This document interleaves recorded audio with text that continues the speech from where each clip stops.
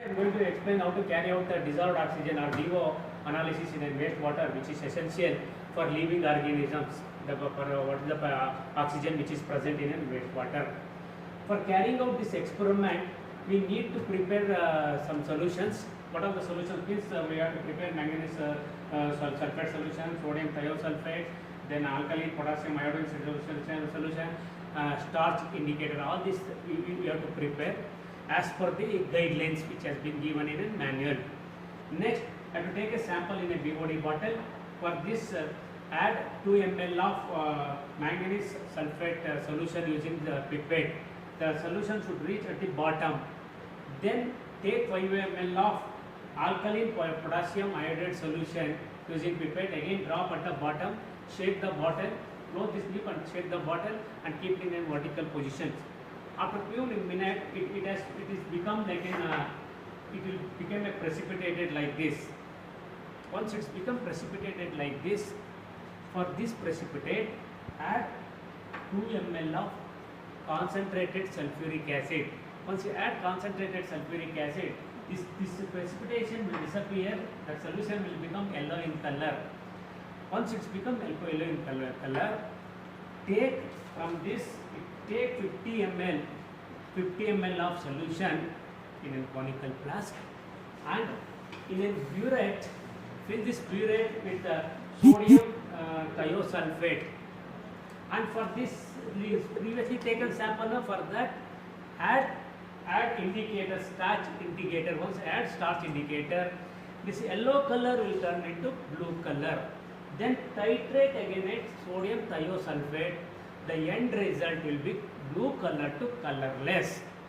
Dissolved oxygen analysis. So here the aim of the experiment is to determine the dissolved oxygen content in the given water sample. So in your experiment, so you are getting the different types of water sample. One is stamp water, another one is drinking water, and then wastewater sample.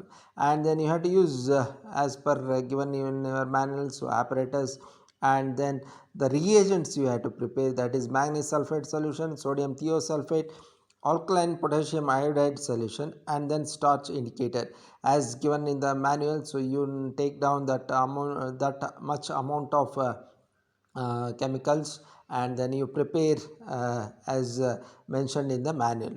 So if it is already prepared, you can use that solutions. Suppose if it is not there, so you have to prepare those solutions.